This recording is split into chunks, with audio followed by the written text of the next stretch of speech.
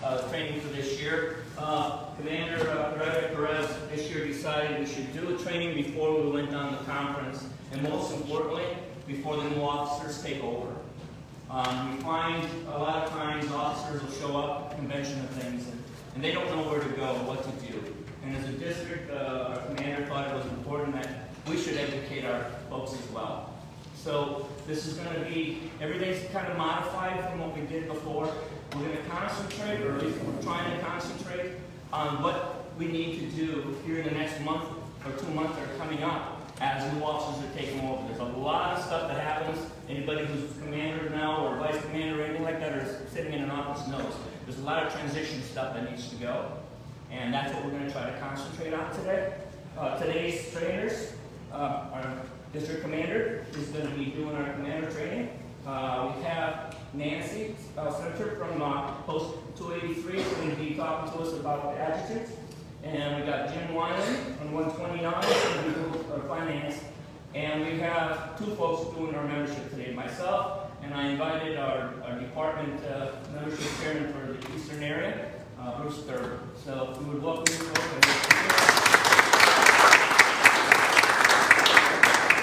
Commander, at this time, the floor is yours.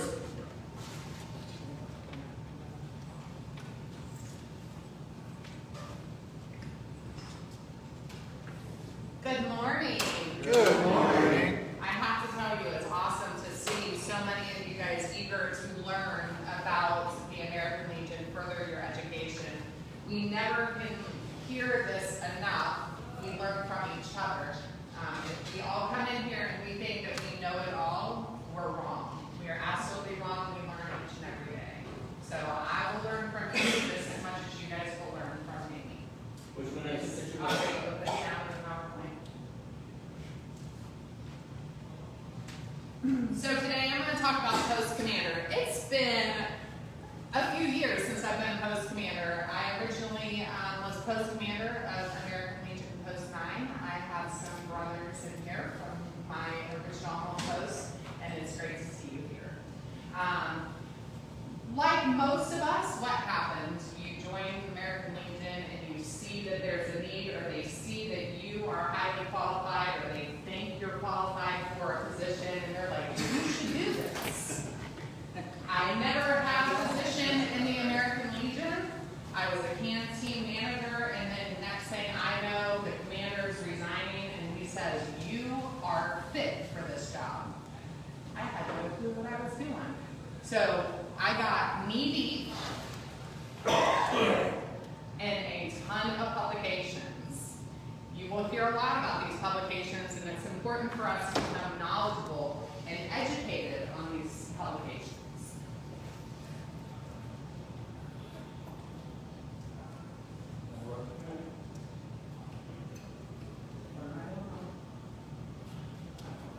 Sorry.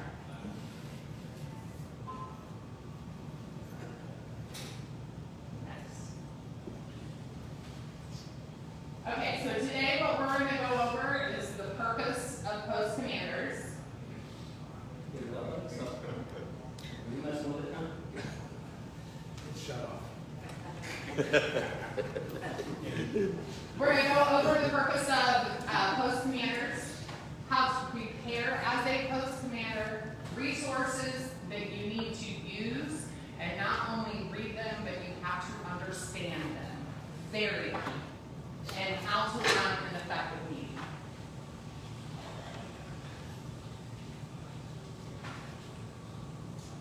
To be a successful commander, I can sit down on this slide right here. In all honesty, I can sit down and say training's over. As a post commander, you have to be honest. You have to be ambitious, enthusiastic, curious, poised, self-confident. Know the programs, look the part, and act the part. Anybody here ever hear the words fake it till you make it? Dress for success, right?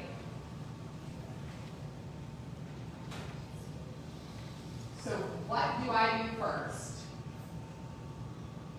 Who here knows has a copy of their Constitution and bylaws? here has read them from front to back? Who here understands everything that's in their Constitution and bylaws?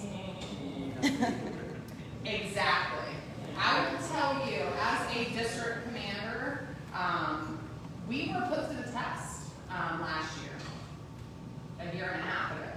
We really had to delve into the Department Constitution and bylaws. You can read them a million times and think you understand them, but the reality is you probably don't. Then you start talking with your counterpartners and start really delving into what the Constitution and bylaws really mean. Know your Constitution and bylaws. Those are your guidelines for your post.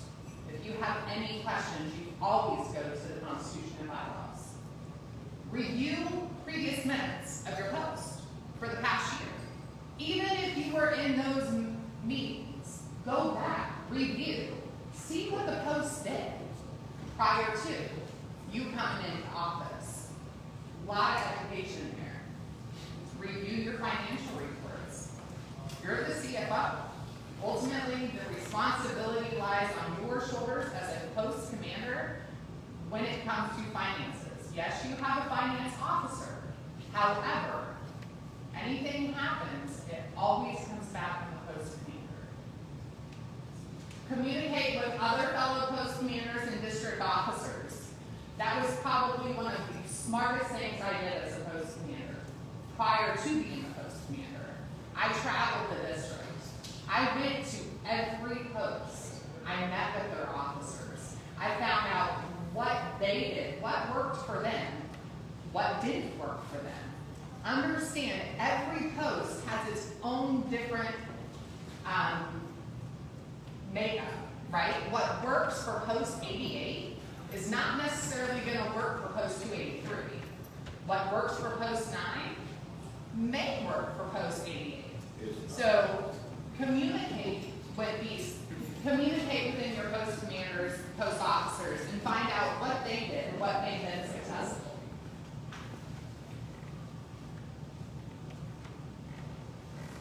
Assess your post.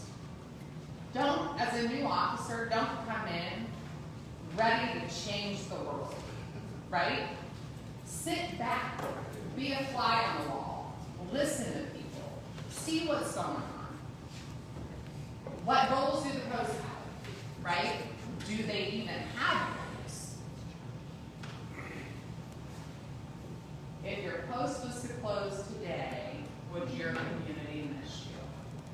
What does your community think about your post?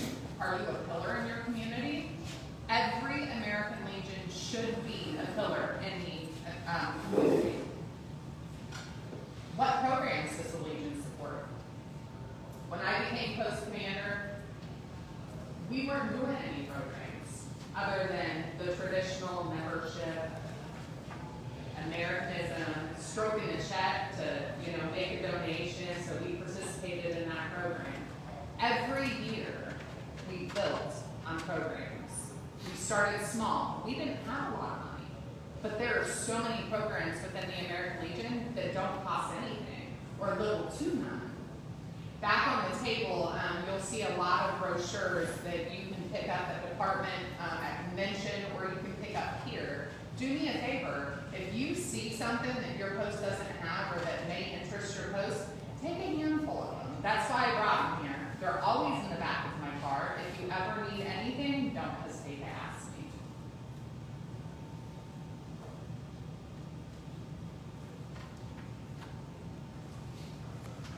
Assess yourself, right? Are you ready to be a post commander? Are you doing what you need to do to be a successful post commander? Do you know your numbers? That's key. I think that's what made me, a successful post commander, is I was already the canteen manager and I knew every member of my post, and they knew me. And if they had questions, they knew they can come to me and ask. Do you understand the Legion values and principles? I will tell you, when I became district commander, before I became district commander, it was a family conversation, right? And when I talked to my kids and my husband, I had to ask for their support, and I made one promise to them. I said, I promise you that I will never go against my morals or my integrity. I have upheld that promise to my family, and it actually came to conversation with my 17-year-old son. This week alone, well, why are you doing that, Mom? Because remember what I first promised you. I will stay true to my morals and integrity. And how much do you know about Legion programs? I didn't know a lot. And a lot of our programs can be actually very intimidating. Very intimidating. Boys State, right? Oratorical, very intimidating. But reality is, they're so simple. They really are simple programs. And that is what we will do, that's been a dream of mine to do, is another training where we will touch on oratorical and have them come and explain what oratorical really is. To kind of get that fear of doing these programs, because these programs are amazing, amazing. Essential tools for you to use. Learn these. And before you guys leave, we will pass a sign-in sheet. And what I'll do is I'm going to email you. This is an abbreviated version of a PowerPoint that I'll be doing at department. I'll email you this PowerPoint so you guys have it. So don't worry about taking notes. I will email these to you. Officer's Guide, Manual Ceremonies. Your Post-Constitution and Bylaws. The Department Administrative Manual. Again, I remember at department, my very first department convention, I came home the first day to the hotel room, and I literally laid on my bed, and I was nose deep in the post officer's manual, because that is going to tell you what you need to be doing every month, what reports are due to department so it's going to give you a timeline. This is not hard. Utilize your publications. Robert's Rules of Order. You've got the long version. You've got the abbreviated version. I highly suggest having those within your post. Adjutant's Guide. Understand what the adjutant's role is. I'm not going to get into that because that's why Miss Nancy's here, but understand what the adjutant's role is and know that the adjutant is your right-hand man or woman. District Commander's Guide for your information. Previous minutes, finance reports, post-consolidated reports. Go back, see what the history of the post is.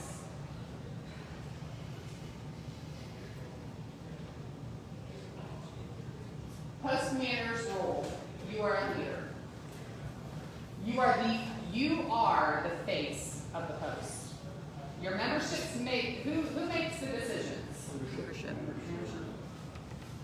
I'm going to ask again, who makes the decision in your post? Membership. They make the decisions. Not the post commanders, not the first vice commanders, but if you're a good leader, they will follow you.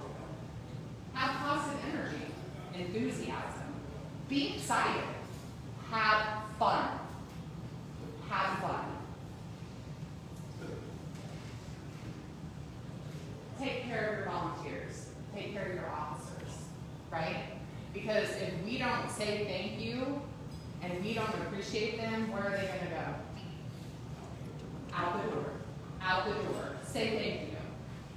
Submit them for awards. That is one thing that even at the national level, we just shake our heads. And I'm terrible about it, I'm going to admit. I don't like to take accolades for anything because I do it because it's the right thing to do, right? That's what we're supposed to do. But reality is we need to make sure that we are actually saying thank you to our members. This is a big one. When I come come to your post, or my vice commanders come to your post to do a official visit, we will find out if you know how to run an effective meeting. You can find the effective meeting, how to run a meeting in the officer's guide and manual. And if any of you guys would like, I actually have a cheat sheet that I use so I don't mess up anything. Or I hope not to mess up anything, right? Not perfect, but I always want to make sure if I follow it, it's there. Keep an orderly process. Expedite business. Keep the organization focused on its goals and principles. I will tell you this. When you're running a meeting, it's not how quick you can get out after work. It's, are you getting the information out to your membership? Understand that. Make sure that you're prepared for your meetings. Have your agenda. Send out reminders, very important, right? Because we are all busy and we are all volunteers. Remind your members, remind me. I forget, trust me. Set up the space. Your adjutant, your sergeant at arms generally will do that for you, but make sure that you're prepared. What's the uniform of the day? Cover. Cover. That's it. I had someone tell me the other day, you don't wear the official uniform. What do you mean? I wear my cover all the time. No, the white shirt and the black pants. I'm like, that is not the uniform. The only thing I need to wear to be in uniform is my cover. Cell phone etiquette, that was taken care of before we started because it disrupts everybody. How to ask questions, when to ask questions, right? So this is just kind of the general guide of how a meeting room should be set up. Obviously, no post is alike. We're all different. We all have different sizes. This is a beautiful room with lots of space. Some places, they don't have big rooms. So set it up accordingly. Again, this can be found in the officer's guide. Commanders, take charge. Stay in charge. Everyone should be allowed to speak. Everyone. There's a time and place, yes, but you have to listen. Sometimes we have to listen more than we talk. Keep the discussions on track and save unrelated issues for good of the Legion. Final remarks. So obviously, opening ceremonies we went through them this morning. You're going to go through the salute, the POW, or the salute, the prayer, the POW. Everybody should know these, but some of you guys may not.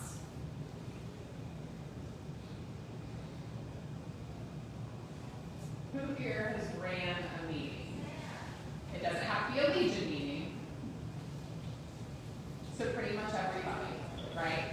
So make sure that you, one thing we didn't do, because this is not an official meeting, is we didn't introduce all of our guests. Because we do have our Vice Commander, Joe Michael, with us today. However, you always want to make sure that you have a list. Again, I have that list of all officers that are present, and you can just mark them off so you don't miss them. Because they will make you feel about this small when you do.